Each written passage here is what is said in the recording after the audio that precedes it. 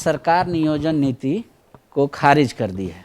अब जो बच्चे हैं जिनका एग्ज़ाम ऑनगोइंग है उसको भी रद्द कर दिया गया। कसूरवार जेएमएम आपको बता रही है इसको। देखिए, जब से ये सरकार बनी तब से इनका जो चरित्र रहा और इनका जो कार्यशैली रहा, ये आदिवासी मूलवासी विरोधी हमेशा रही। पूर्व के सरकार ने, जब रघुवर दास जी मुख्यमंत्री थे, उन्होंने नियोजन नीति लागू किया और नियोजन नीति लागू करके झारखंड के 24 जिला के 10 साल के लिए नौजवान जो यहाँ के मूलवासी हैं, आदिवासी हैं और यहाँ के भूमिपुत्र हैं, वैसे लोगों को नौकरी देने का काम किया। और जब राज्य सरकार को हाईकोर्ट में अपना पक्ष रखना था नौजवानों के पक्ष में, तो उनके महाधिवक्ता साहब ने बताया कि पूर्व की सरकार की नियोजन की नीति गलत है। अब हाईकोर्ट ने उसको मानते हुए सरकार का पक्ष को उसको रद्द कर दिया नौकरी को।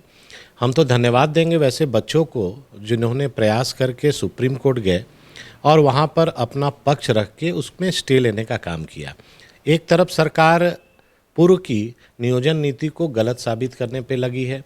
अच्छा ये होता कि आपको 1932 लागू करना है, 1908 लागू करना है, आप नया नियोजन नीति लाते और पुराने नियोजन को लेते हुए वैसे बच्चों के भविष्य को साथ में रखते हुए आप नई बहाली करते। लेकिन सरकार को लाना नहीं है और अपना काम करना नहीं है, उनको राजनीति करना है और नौजवानों के भविष्य के साथ खिलवाड़ करना है। कोर्ट तो कहा कि आप 100% रिजर्वेशन जो दिए हैं वो गलत है, वो नहीं कर सकते, इसलिए तो सरकार मानी कि हाँ रिजर्वेशन 100% नहीं हो सकता। देखिए भाई, ये रिजर्वेशन 100% नहीं है, ये 10 साल के लिए है और 10 साल के लिए झारखंड की, मान लीजिए रांची जिला के नौजवान, युवती, युवक यहाँ के 3rd ग्रेड और 4th ग्रेड के नौकरी के लिए अगर आप नौकरी नहीं दे सकते हैं तो क्यों झारखंड बना। यही सोच के साथ रघुवर दास जी ने यहाँ के मूलवासी आदिवासियों के लिए 10 साल के लिए 3rd ग्रेड 4th ग्रेड में रिजर्व किया। और ये तो कानून के खिलाफ है बोल रहे हैं। सोनी कुमार के अधिवक्ता ने भी कहा कि ये कानून के संबद्ध नहीं है, सरकार भी मान रही है वर्तमान में। आप 100% कैसे कर सकते हैं? देखिए, आप ये जेएमएम और कांग्रेस की सरकार अगर नियोजन नीति 85 को गलत मांगती है, 100% यहाँ के नौजवानों को नौकरी देना गलत मानती है, तो पहले नियोजन नीति परिभाषित करे। और सुप्रीम कोर्ट में मामला विचाराधीन है। इसी तरह का मामला तमिलनाडु गवर्नमेंट ने अपने लोगों के लिए किया और सुप्रीम कोर्ट तक तमिलनाडु गवर्नमेंट ने जीतने का काम किया। सरकार अपना पक्ष हाईकोर्ट और सुप्रीम कोर्ट में सही से रख नहीं रही है, इसीलिए ये भ्रम की स्थिति उत्पन्न हो गई है। मतलब आप लोगों ने जो कानून बनाया था उसमें कोई गलत चीज नहीं था, सरकार अपना पक्ष अच्छे से नहीं रख पाई। कोई भी सरकार और कोई भी पदाधिकारी और हमारे मुख्यमंत्री जी ने पूरा गहन चिंतन करके, स्टडी करके, तमिलनाडु का पूरा जजमेंट का कॉपी लेके और उसी आलोक पर ये निर्णय लिया था। और वर्तमान सरकार ने उस अपना जो सरकार का पक्ष रखना है उस पक्ष को ना रखते हुए बच्चों के कंधे पर बंदूक चला रही है। एक सवाल ये भी अब खड़ा होता है, पंचायत सचिव के जो अभ्यर्थी हैं उनको 4 साल आप लोग लगा देते हैं एक वैकेंसी में। अगर आप ज्वाइनिंग दे देते तो ये समस्या नहीं आती। उसी तरीके से जो आप लोगों ने फायर ब्रिगेड का सिपाही का निकाला था, एक्साइज का सिपाही का निकाला था, स्पेशल ब्रांच का निकाला था, वायरलेस ऑपरेटर का, तो ये सब तो आप लोग 4 साल में ही कर सकते थे ना।